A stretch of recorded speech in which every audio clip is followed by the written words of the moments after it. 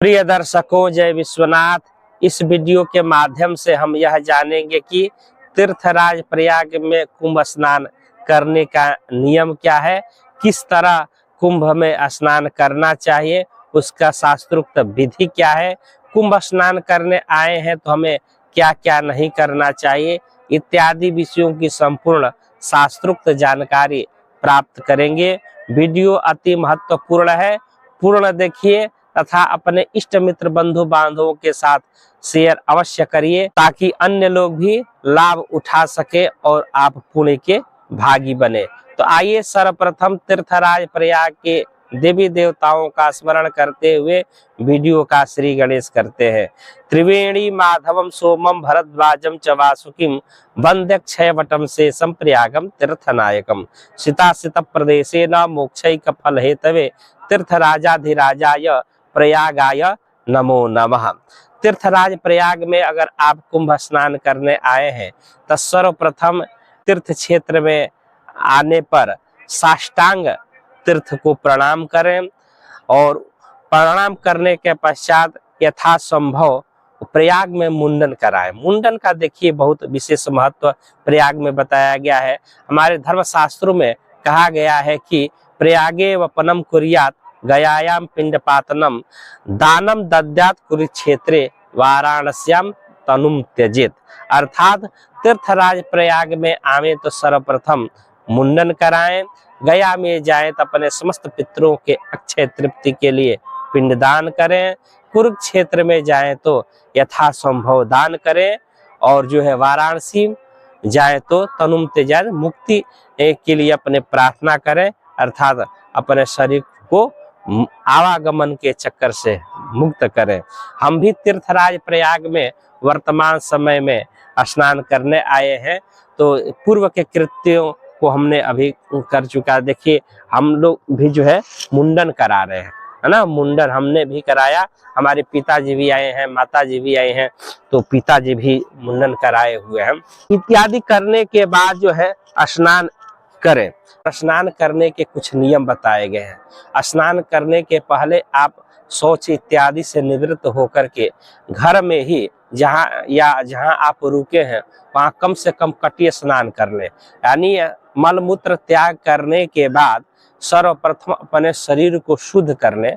शरीर शुद्ध करने के पश्चात गंगा जी में या त्रिवेणी संगम पर स्नान करने जाएं और स्नान के पूर्व संकल्प करें, क्योंकि शास्त्रों में कहा गया संकल्पम विधिवत कुर्यात स्नान दान व्रतादि के।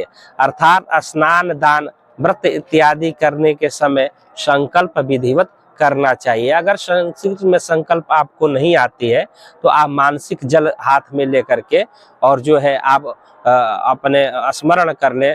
तीर्थराज प्रयाग के देवी देवताओं का स्मरण करते हुए कहें कि जो है मैं कुंभ स्नान कर रहा हूँ, और इससे जो है हमारी कुंभ स्नान का जो फल है हमें प्राप्त हो, जो धर्मशास्त्र आगमुक्त इत्यादि धर्म ग्रंथों में लिखे गए हैं। स्नान करते समय विशेष ध्यान देना यह है कि शरीर को नहीं पोंछना चाहिए। शरीर हम लोग क्या करते हैं कि शरीर पोंछ देते हैं। कहा है शास्त्रों में कहा गया है कि हमारे सिर के जो है जल जो टपकता है वो देवगणों को प्राप्त होता है। हमारे इस मुखमंडल का जो है जल हमारे समस्त पितरों को प्राप्त होता है। शरीर के मध्य भाग का जल सभी गंधर्वादि को प्राप्त होता है और शरीर के अधोभाग का जल जो है अन्य जंतुओं को प्राप्त होता है। हमारे शरीर में जितने रोम है ना, इस रोम में समस्त तीर्थों का वास है, इसलिए इस शरीर से जो है जल टपकता है तो अन्य सबको प्राप्त होता है।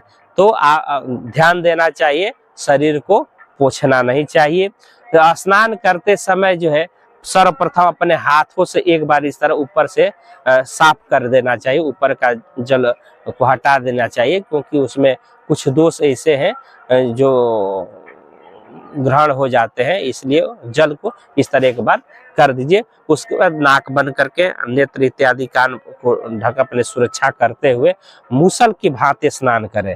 जिस तरह मूसल चलता है ना, हमारे यहाँ जो है पहले धान की कुटाई होती थी मूसल से, तो मूसल की भांति स्नान करने से जो है पाप की भयंकर कुटाई हो जाती है। किसी महात्मा ने कहा है कि पाप की भयंकर कुटाई हो जाती है और जो है हमारे शरीर में जितने पाप है, ये कायिक, वाचिक, मानसिक, सांसारिक समस्त जो है समाप्त हो जाते हैं। स्नान करते समय अपने स्नान करने के पश्चात अपने जो है पितरों के नाम से भी डुबकी लगाएं। जो आपके घर से इष्ट मित्र बंधु बांधव नहीं आए हैं, उनका स्मरण करके उनका नाम लेकर स्नान करें, उनको तत्फल कुछ अंश जो है प्राप्त होता है। स्नान करने के पश्चात यथासंभव गोदान करना चाहिए। गाय तो संभव नहीं है, प्रत्यक्ष तो जो है उसका निष्क्रय करना चाहिए। शास्त्रों में निश्चय कहा गया है कम से कम जो है 1.25 रुपए जो है चांदी का होना चाहिए, अर्थात 1.25 रुपए चांदी का जो मूल्य है उतना जो है गोदान करना चाहिए। या भी या जो है 1.25 रुपया प्रत्यक्ष में चांदी का गो के निमित्त दान करना चाहिए। और दान करने के बाद घट दान करने की विधि, घट में जो है एक ताम्र का घट हो, स्वर्ण का घट हो, रजत का घट हो, जो भी आपका समर्थ हो उस तरह एक घट लीजिए। उसमें जो है थोड़ा सा तिल डालिए, शक्कर डालिए, घृत डालिए, हाँ, तिल का लड्डू ले लीजिए, वस्त्र रखिए और उसको जो है संकल्प पूर्वक किसी सुयोग्य ब्राह्मण को दान कीजिए। अन्न इत्यादि, वस्त्र इत्यादि का भी दान करना चाहिए। संभव हो तो तिल का लड्डू दान करें, कंबल दान करें, इत्यादि जो है आश्रित जनों को भोजन कराएं। दान भी देना है तो विचार करना चाहिए कि दान सुपात्र को दे, कुपात्र को न दे।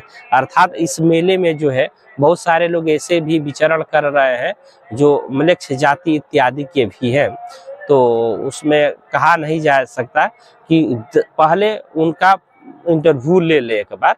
हाँ, हम इंटरव्यू इसलिए कह रहे हैं कि भाई ब्राह्मण का इंटरव्यू तो नहीं लेना चाहिए, लेकिन देश काल परिस्थिति के हिसाब से जो है आप देख ले कि कौन देने योग्य है, कौन देने योग्य नहीं हो, या आप जो है तीर्थ पुरोहित को दे करके दान जहाँ जितना हो सके संभव जो है दान करें।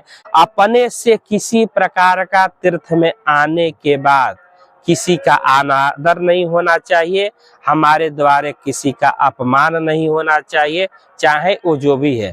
संत महात्माओं का दर्शन करें, यथासंभव तीर्थ में भ्रमण कर जो है शंकराचार्य इत्यादि उपस्थित है सबका जो है प्रवचन सुने, अपने जीवन में उतारें और तीर्थराज प्रयाग के सभी देवताओं का यथासंभव जो है दर्शन करें, अर्चन करें। इस तरह जो है तीर्थ में आकर के कृत्य करना चाहिए। इस वीडियो में इतना ही, आगे भी आपको वीडियो प्राप्त होता रहेगा। हमारे चैनल को सब्सक्राइब कर लीजिए ताकि अन्य हमारे द्वारा प्रस्तुत वीडियो आपको सर्वप्रथम प्राप्त होता रहे। जय विश्वनाथ, हर हर महादेव, नमामि गंगे।